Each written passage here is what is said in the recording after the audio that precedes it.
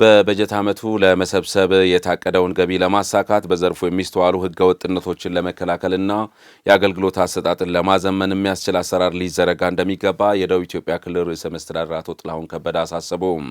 ከማዘጋጃ ከኢንቨስትመንት መሬት ገቢና ከህገወጥ ንግድ ጋር ተያይዞ የሚስተዋሉ ውስንነቶችን በማረም አፈጻጸሙን ለማሳካት አገልግሎትን ዲጂታላይዝ ለማድረግ እየተሰራ መሆኑን የገለጹት ደግሞ የክልሉ ገቢዎች ቢሮ ኃላፊ ወይዘሮ አለምነሽ ደመቀ ናቸው።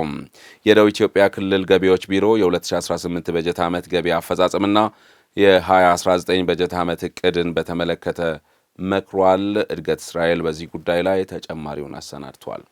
የደቡብ ኢትዮጵያ ክልል ገቢዎች ቢሮ የ2018 በጀት ዓመት እቅድ አፈጻጸምና የ2019 በጀት ዓመት እቅድ ዙሪያ በአርባ ምንጭ ከተማ መክሯል።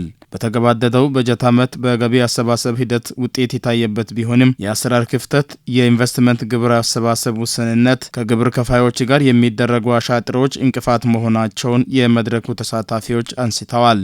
ከኢንቨስትመንት ጋር ተያይዞ ያሉ ነገሮች በየጊዜው ለኢንቨስተሮች ፍቃድ እንሰጣለን። መሬት ይሰጣል። የተሰጠው መሬት ሳያለሙ ረጅም ጊዜ ቆይተው በተለይም ከባንክ ጋር ያን ያይዞ በርካታ ችግሮች እየተፈጠሩ ያሉበት ሁኔታ አለ።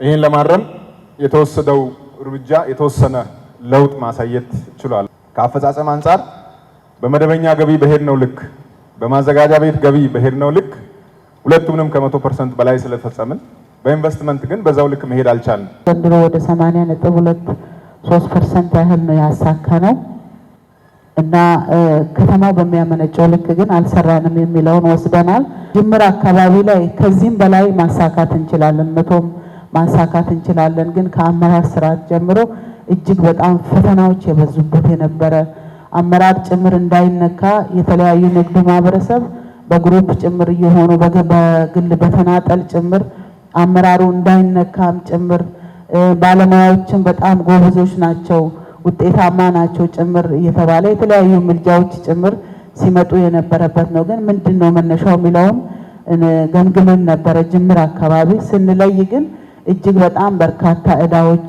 ውዝፎች፣ የኦዲት ግኝቶች ጭምር ክፍያ እንዳይፈጸም ተቆልፎ የቆዩበት የተለያዩ ድርድሮች የነበሩበትና ለህዝብ ለመንግስት መጣት የነበረበትን ገቢ ጭምር ታንቆ የቆየበት ሁኔታዎችን ገምግመን ወደ ህዳር ታህሳስ አካባቢ ነው አመራር ሪፎርሙንም እንደዚሁም ደግሞ ቅድም እንደሚታየው ጭምር የባለሙያም ሪፎርም አዳዲስ እና ንጹህ የሆኑ ልጆችን ጭምር ቀላቅለን ወደ ውጤት ለመምጣት ጥረት አድርገናል። አንዱ እንደኛ ዞንም የገጠመን ፓርቲኩላር ከዚህ ከማዘጋጃ ገቢ ጋር ተያይዞ ቅድምም እየተባለ እንደነበረው በአብዛኛው ያው እንደ መዋቅር እየጠየቅን መቆየት እንጂ ማዘጋጃዎች አቅም ፈጥረው እንዲወጡ ያደረግንበት መንገድ በጣም ደካማ ነው። ስለዚህ እሱን ተመልሰን ማየት አለብን የሚል ግምገማ ነው። በአመቱ ማጠቃለያም ሲንገመግም ያየ ነው። በርከት ያሉ ማዘጋጃዎች አሉ። ነገር ግን ገቢ ሰብስበው የራሳቸውን ገቢ የማይሸፍኑ ማዘጋጃዎች ናቸው ያሉት ማለት ሪሎኬት አደረግንበት ያጠናንበትን መንገድ ችግር ያለበት ነው። አንዳንድ አካባቢ ላይ ያሉ ባለሀብቶች ማአት መሬት ከልለው ይዘው ባለማነው ነው ምን ከፍለው በለማው ላይ ብቻ ነው ግብር ምከፍለው ባለማው አልከፍልም የሚል አይነት ያራመዳሉ። አሁን ይሄ ደግሞ በጣም የተሳሳተ አስተሳሰብ። ውል በገባው መሬት ልክ ነው ማንም ባለሀብት መክፈል ያለበት ውል በገባው ልክ እንጂ በተፈራረመው ከተቋሙ ጋር በተፈራረመው ልክ እንጂ በለማውና ባለማ ብሎ የሚከፋፍልበት እንዳያለማ የከለከለው ሰው ስለሌለ ማለት ነው። በዚህ አይነት ሁኔታ ለመክፈል ፍቃደኛ ያልሆኑ ስላሉ ይሄ መታረም እንዳለበት በዚሁ አጋጣሚ ለማሳሰብ ነው። አፈጻጸምን ለማሳካት አገልግሎትን ዲጂታላይዝ ማድረግና በግብር ስወራ ላይ ኦፕሬሽን ማካሄድ እንደሚገባ የክልሉ ገቢዎች ቢሮ ኃላፊ ወይዘሮ አለምነሽ ደመቀ አጽንኦት ሰጥተዋል። ሁሉም ተጨማሪ እሴት ታክስ ተመዝጋቢ ግብር ከፋዮቻችን ኪዋር ደረሰኝ የመጠቀም የመስጠትና የእንትን ለማለት ኃላፊነትም ግዴታም እንዳለባቸው አውቃችሁ እናንተም ይሄን ኃላፊነት በብቃት እንድትወጡ ለማሳሰብ ነው። በቃ መዋቅሩ ሲስተሙ እስከ መጨረሻው ድረስ ኢንስቶል መሆን መቻል አለበት። ሲነካካም ይንቀሳቀስ አይደለም። ለ20 ቀን ሄዶ ባለሙያዎቻችን የቆዩ ቀን 4 ቢሊዮን 3.8 ቢሊዮን ይመዘገባል። እነሱ ሲጠፉ ግን ይቀራል። ይህ ማለት ምን ማለት ነው? ያስተዛዝባል። ከኦፕሬሽን ጋርም ተያይዞ አሰራር ሰጥተናል። ሁሉም ዞን ኦፕሬሽን እንዲሰራ ዳይሬክሽን ሰጥተናል። በመድረኩ ማጠቃለያ ቀጣይ ትኩረት አቅጣጫ ያስቀመጡት የደቡብ ኢትዮጵያ ክልል ርዕሰ መስተዳድር አቶ ጥላሁን ከበደ በበጀት ዓመቱ ለመሰብሰብ የታቀደውን ገቢ ለማሳካት በዘርፉ የሚስተዋሉ ህገወጥነትን ለመከላከልና አገልግሎት አሰጣጥን ለማዘመን የሚያስችል አሰራር ሊዘረጋ እንደሚገባ አሳስበዋል። 48.2 ቢሊዮን ብር በሀሳብ ደረጃ የጋራ የክልሉ ገቢ እቅድ ስናዘጋጅ በጋራ አንሸራሸር ተወያይተን የተዘጋጀ እቅድ ነው። ከዛ በላይ መሰብሰብ ከዛ በላይ መሄድ የሚያስችል አቅም አለን። በተለይ ከተማ አካባቢ ትንሽ ከተንቀሳቀስን የከተማ መሬት ካዘመንን አሁን ማዘጋጃ ቤታዊ መረጃዎችን በማዘመን የተወሰነ አሁን ወላይታ ዞን ለውጥ ሊያመጣ የቻለው ማዘጋጃ ቤታዊ በሪፎርሙ የተወሰነ እያዘመነ ነው። ለውጥ እየመጣ ነው ያለው። ሌላው ጋር ጋሞ ዞን ላይ ስንመጣ ማዘመን ላይ ችግር አለ። ሊፈታ የሚገባ ነገር ቶሎ ፈጥነን ማዘመን ያስፈልገናል። አቅም አለ። ያልተሰበሰበ ማአት ገንዘብ አለ። ኤፊሺየንሲ ዴሊቨሪ ፔር ካፒታል ምን ያክል ሰራተኛ ምን ያክል አመራር አውቆ ዴሊቨሪ እያደረገ ነው፣ ወዴት ያደረገን መሄድ ተገቢ ነው። በተጠናቀቀው በጀት ዓመት የላቀ አፈጻጸም ያስመዘገቡ ከተሞች፣ ዞኖችና ባለሙያዎች የሰርቲፊኬት ዋንጫና ሌሎች ሽልማቶች ተበርክቶላቸዋል። ለማህበሩ አባላትና ለመንግስት ሰራተኞች የኢኮኖሚያዊና ማህበራዊ ተጠቃሚነት ከፍተኛ አስተዋጽኦ እያበረከተ የሚገኘው ዲቻ የገንዘብ ቁጠባና ብድር ህብረት ስራ ማህበር ጠቅላላ ጉባኤውን አካሄደ። በ300 አባላት ጀምሮ የአባላቱን ቁጥር ከ1700 በላይ ማድረሱና በ2018 በጀት ዓመት ከ60 ሚሊዮን ብር በላይ መቆጠብ መቻሉ የማህበሩ ጥንካሬን የሚያሳይ እንደሆነ ተጠቁሟል። ዘመናዊ ሶፍትዌሮችን በመጠቀምና የፋይናንስ አካታችነትን በማስፋፋት የቁጠባ ባህልን ከዚህ በላይ እንዲያጎለብት ለማድረግ በቀጣይ የማህበሩ ስራ መንግስት አጠናክሮ እንደሚደግፍም ተነግሯል። ማሩ ሞላ በዚህ ጉዳይ ላይ ዝርዝር አዘጋጅቷል። የዲቻ ኃላፊነቱ የተወሰነ የገንዘብና ብድር ህብረት ስራ ማህበር ከ200 ባነሱ አባላት ተጀምሮ የበርካቶች የቁጠባ ባህልን ማሳደግና የንግድ ሀሳብን ወደ ተግባር ለማስገባት መነሻ መንገድ መሆን የቻለ ማህበር ነው። አሁን ላይ የአባላቱን ቁጥር ከ1700 በላይ ያደረሰ ብሎም በቀጣይ ማደግ ተስፋ ያለው ማህበር መሆኑን በተለያዩ ጊዜያት በመቆጠብ ገንዘብ ተጠቃሚ የሆኑ የማህበሩ አባላት ተናግረዋል። በእኛ መምሪያ በመገኘቱ የቁጠባውም የብድሩም አባል ሆኜ ኦልሬዲ ብድርም የወሰድኩ ሰው ነኝ። ከብድሩም ደግሞ በሰዓቱ ለሚያስፈልገኝ ነገር ተጠቅሜዋለሁ። በጣም የገረመኝ እንደ ዛሬ ጠይቀ ነገ አካባቢ በባንክ አካውንቴ ያው የፈለኩት ብር መግባቱ በጣም እኔን አስደንቆኛል።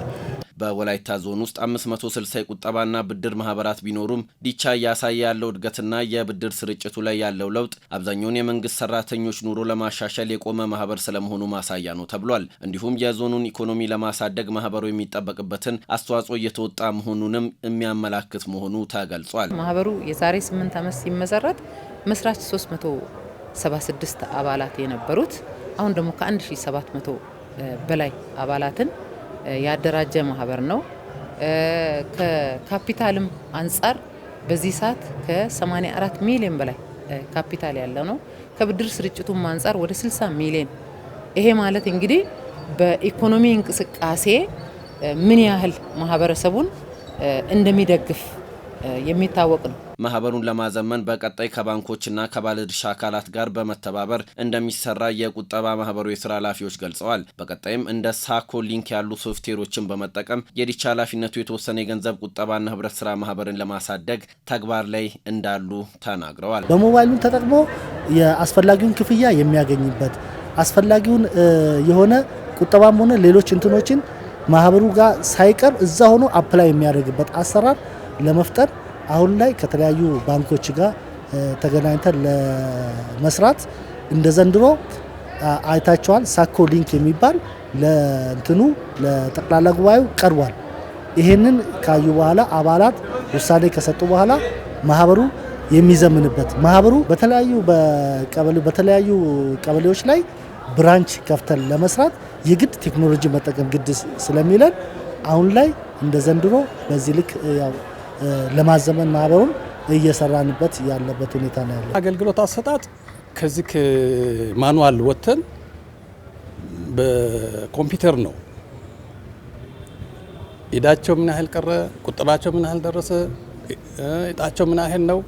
ይሄ ጊዜ ሳንሰጥ ካለው መረጃ እንትን ያለው ይሄ መረጃ ደግሞ በየቀኑ ያለው በሙሉ ወደ ሌጀሮቻቸው ትራንስፈር እየተደረገ ነው፣ ኮድ እየሆነ ነው። በዚህ ምክንያት ያለው መረጃ ለተገልጋዮቹ ለማድረስ ምንም ጊዜ ሳይፈጅብን የነሱ ምላሽ በተቀላጠፈ ሁኔታ እየሰጠ ነው። አሁንም ከዚህ በበለጠ የአሰራር ስርዓታችን በማዘመን በኤሌክትሮኒክስ እያዳበርን የተሻለ አሰራር ለመፍጠር ተግተን እየሰራን ነው። በፌዴራል ህብረት ስራ ኮሚሽን መገምገሚያዎች መሰረት መስፈርቶችን ያሟለው ማህበሩ አንድ ሰው የማይችለውን በጋራ ለማሳካት እያስቻለ ነው ያሉት ደግሞ የዕለቱ የክብር እንግዳና የወላይታ ዞን አስተዳደር ጽህፈት ቤት ኃላፊ አቶ ወንድሙ ደረጀ ናቸው። አንድ ሰው ብቻውን መፈጸም የማይችለው ነገር በጋራ ተባብረን እኔ ዛሬ ላይ ቀጥሎ 1000 ብር ለወንድሜ ለእይቴ ለሌላ ሰው እንደሚያገለግል ሰው ብዙ ጊዜ ያው ይሄ ምንድነው ቁጠባ ባለፈ እቁብ ይጥላል። እቁብ ግን ሰው በደረሰ ሰዓት ላይ ነው የሚያገለግለው። ይሄ ግን በቆጠብኩት ልክ መበደር እንደሚችል፣ ቁጠባ ባስቀመጥኩት ልክ በተቸገርኩት ጊዜ ማግኘት እንደሚችል በዚህ ማህበር ላይ አባል የሆነ ብዙዎች መነሻ አግኝቷል። የወላይታ ሶዶ ከተማ ስራና ክህሎት መምሪያ በክረምት በጎ ተግባር የችግኝ ተከላ መርሃ ግብርና የአቅመ ደካማ እናት ቤት ግንባታ ማስጀመሪያ መርሃ ግብር አካሄደ። የዚሁ አካል የሆነውና ለበርካታ ዓመታት በከተማችን የሸክላ ጡብ ስራን በመስራት ተፈላጊ የሆኑ ምርቶችን ለከተማዋ ሲያቀርብ የቆየው የወላይታ ሶዶ አይነ ስውራን ማህበር ምርት ማዕከል ድጋፍና ክትትል በማድረግና በማጠናከር ይበልጥ የሚጎለብትበትን እድል ማመቻቸት ያስፈልጋልም ተብሏል። ትዝታ ታከለ ተጨማሪውን አሰናድታለች። ባለቤታቸው በበሽታ ምክንያት መንቀሳቀስ አይችሉም። ታመው ቤት ከዋሉባት ዕለት አንስቶ የቤተሰብ ማስተዳደር ኃላፊነትን በጫንቃቸው የተሸከሙት ወይዘሮ አየለች አያኖ ከልጃቸው ጋር ተባብረው ኑሮን ለመግፋት የቀን ስራ ጭምር እየሰሩ ሲዳክሩ የቀን ጎዶሎ ሆኖባቸው ልጃቸውም በድንገት በማረፏ ለከፍተኛ ችግር ተዳረጉ። በተለይ የመኖሪያ ቤት ችግር ክረምቱ ሲመጣ የከፋ ይሆናል። አሁን ይሄን ችግር እስከ ወዲያኛው ሊላቀቁት በዛሬው ዕለት የግንባታ ስራው ተጀምሮላቸዋል። ባለቤቴ በማይታወቅ በሽታ ተይዞ እጅና እግሩ አይንቀሳቀስም። እኔ ኑሮን ለመግፋት ያልሰራውት ስራ የለም። በዚያ መከራ ውስጥ እያለው ፈጣሪ ረዳኝ። ብሎም በብሎኬት የሚሰራልኝን ቤት ባለቤቴ ተሽሎት እንዲያየው ምኞቴ ነው። ለመንግስት ፈጣሪ ይስጥልኝ፣ አመሰግናለሁ እላለሁ። በሌላ በኩል አቶ ማሞ ማዴቦ የወላይታ ሶዶ አይነ ስውራን ማህበር ምርት ማዕከል ዋና ስራ አስኪያጅ ናቸው። በከተማችን የሸክላ ጡብ ስራን ሲሰሩና ተፈላጊ የሆኑ ምርቶችን ለግንባታ ፍጆታ ሲያቀርብ የቆየው የወላይታ ሶዶ አይነ ስውራን ማህበር ምርት ማዕከል ለበርካቶች የስራ እድልን የፈጠረ መሆኑን ይናገራሉ። በዚሁ የክረምት በጎ ፈቃድ አካል የሆነው መርሃ ግብርም አካል ጉዳተኞች ሰርተው መለወጥ እንደሚችሉ ማሳያ የሆነውን ተግባር ይደግፋል ተብሏል። አይነ ስውራን ሰርተው እንዲኖሩ፣ ኑሯቸውን እንዲመሩ፣ ሀገሪቱን እንዲረዱ፣ ከጥገኝነት ነፃ ሆነው የቤተሰብ ጥገኛ ሳይሆኑ የሀገሪቱ ጥገኛ ሳይሆኑ በልማት እጅግ በጣም ተሻሽለው እንዲኖሩ ማየት ነው። የከተማ ከንቲባም እንዲረዳን በተለያየ ጊዜ የጠየቅንበት ጊዜ አለ። ትንሽ የተሻለ ኑሮ ለመኖር ብለን ለኦሞ ማይክሮ ፋይናንስ ብድር ለሚሰጡ አካሎች ሁሉ ጥያቄያችንን አቅርበናል። ለሶዶ ዩኒቨርሲቲም የተለያየ ጥያቄ ስናቀርብ ቆይተናል። ነገር ግን ተጨባጭ የሆነ እርዳታ ማግኘት አልቻልም። አሁን ግን ከናንተ የምንጠብቀው እውነተኛ የሆነ ድጋፍ። አሁን እስቲ አይነ ስውራንን እዚህ ትመለከታላችሁ። ግቢያችን ራሱ የተስተካከለ ጂኦግራፊካል አቀማመጡ የተስተካከለ አይደለም። ይህንን ለማሰራት ገንዘብ አተናል። በጥሬ ዕቃ አቅርቦት እርዳታ እንፈልጋለን። በበጀት ድጋፍ እንፈልጋለን። ቀጣይነት ያለው የበጎ ፈቃድ ስራና ለበርካቶች የስራ ዕድል የፈጠረውን የወላይታ ሶዶ ከተማ አይነ ስውራን ማህበር ምርት ማዕከል የማጠናከርና የመደገፍ ስራ በቀጣይነት በትኩረት እንደሚሰራ የወላይታ ሶዶ ከተማ የመንግስት ዋና ተጠሪ ረዳት ፕሮፌሰር ዘገየ ጳውሎስ ተናግረዋል። ግቢውንም ቶፖግራፊውም አጥማሙ ቅድም እንዳሉት ምቹ አይደለም፣ ግን ይህን ቻሌንጅ ተቋቁሞ በዚህ ልክ በጣም ጠንካራ የሆነ ጡብ ያመረቱ ያሉት ነው። ይህንን ቀረብ ብሎ አይናችንን ገልጠን ማየት ይፈልጋል ማለት ነው። እንደ እንቅፋትም እንደ ተግዳሮት ያሉ ነገሮችን እንደ ከተማ መንግስት ለመፍታት ካሁን በኋላ ከእናንተ ጋር ቀረብ ብለን የምንሰራ ነው የሚሆነው። ያየናቸው ነገሮች እውነት አስደንቆናል። አይነ ስውራን እንደዚህ ተጋግዞ እያመረቱ ለዛውም በጣም በሚገርም ሁኔታ በወላይታ ሶዶ ከተማ ስራና ክህሎት መምሪያ የ2018 የክረምት በጎ አገልግሎት በጎነት ለኢትዮጵያ ከፍታ ችግኝ ተከላና የአቅመ ደካሞች ቤት ግንባታ መርሃ ግብር እንዲሁም የደም ልገሳ በስፋት ሲሰራበት የቆየና በይበልጥ ተጠናክሮ የሚቀጥል መሆኑን የወላይታ ሶዶ ከተማ ምክትል ከንቲባና የስራና ክህሎት መምሪያ ኃላፊ አቶ መንግስቱ ትግሮ አስገንዝበዋል። የስራ ዕድል ምዝገባ የሚከናወንበት ወቅት ነው። ስለዚህ ተመራቂዎች ትምህርታቸውን ጨርሰው አሁን የቤት የገቡ ስለሆነ የኛ ስራ ማዕከል አስተባባሪዎችም ከእናንተ ጋር ኢንተርፕራይዝ ባለሙያዎችም ስራና ክህሎት ስለሚሄዱ ስራ ጥልየታ ላይ እንዲታገዙ ነው። ይሄ ቁልፍ የክረምት ስራ ነው። ስለዚህ እያንዳንዱ ስራ የት ነው የሚለው ነገር በተለይ መንግስት ባዘጋጀው ብዝሃ ኢኮኖሚ ላይ ቁጥር 1 በግብርና ላይ፣ በኢንዱስትሪ ላይ፣ በቱሪዝም ላይ፣ በማዕድን ላይ እንደዚህ በተለይ በኮንስትራክሽን በአገልግሎት ዘርፍ ላይ በከተማችን በጋርመንትን በርካታ እድል ስላለ ይሄን ስርዓት አንድም ሳይቀር ባለፈው ልክ ምርጫ ላይ በተጠቀመው አደረጃጀት ቤት ለቤት በአጭር ጊዜ ውስጥ የስራ ጥልየታ እንድትጨርሱ ነው ከቀበሌ ጀምሮ የተጠራችሁት። ዋናው ዓላማ ይሄ ነው። ሁለተኛው 205 አመራር በወር 200 ብር ብቻ ተሰጣላችሁ። 40 ሺህ ብር ነው የሚሆነው። ይሄን 40 ሺህ ብር 10 ሺህ ብር 4 ፍየል ገዝተን ለአንዲት እናት ለአንዲት ወጣት በየወሩ ሰውን ወደ ስራ እናስገባለን። ይሄ 200 ብር ማናችሁም ጋር አይከብድም። አመራር ፈቃደኛ በሚሆንበት ላይ ከየክፍለ ከተማው በየወሩ 200 ብር አንዱን የአመራር ኢኒሺቲቭ እናደርጋለን። ወጣቶች የክረምት ጊዜያቸውን እውቀታቸውንና ጉልበታቸውን በመጠቀም ማህበረሰባቸውን እንዲያገለግሉ እድል የሚሰጠው የክረምት በጎ ፈቃድ አገልግሎት በተለያዩ መርሃ ግብሮች ተጠናክሮ የሚቀጥል ይሆናል። የምግብ ዋስትናን ለማረጋገጥ በአገር አቀፍ ደረጃ የተጀመረውን ከተረጂነት ወደ ምርታማነት ንቅናቄ ተከትሎ በዳሞት ወይዴ ወረዳ ከ110 ኩንታል በላይ እህልና ከሩብ ሚሊዮን ብር በላይ ድጋፍ መሰብሰብ መቻሉን የወላይታ ሶዶ አደጋ ስጋት ስራ አመራር ጽሕፈት ቤት ኃላፊ አቶ አዲሱ ሶርሳ አስታወቁ። በወረዳው የሚገኙ ቀበሌያት እያንዳንዳቸው 3 ኩንታል እህልና 20 ሺህ ብር ለወረዳው አስተዳደር ያስረከቡ ሲሆን የተሰበሰበው ይኸው እህልና ጥሬ ገንዘብ ለዞኑ አደጋ ስጋት ስራ አመራር ጽሕፈት ቤት ገቢ ተደርጓል። ነህሚያ ገነቱ ተጨማሪ አላት። የምግብ ዋስትናን ለማረጋገጥ በሀገር አቀፍ ደረጃ የተጀመረውን ከተረጂነት ወደ ምርታማነት ንቅናቄ በመቀበል በወረዳው በሚገኙ ቀበሌያት እያንዳንዳቸው 3 ኩንታል እህልና ገንዘብ ለወረዳው አስተዳደር እንዳስረከቡ የአካባቢው ነዋሪ አብርሃም ጎአ አስታውቀዋል።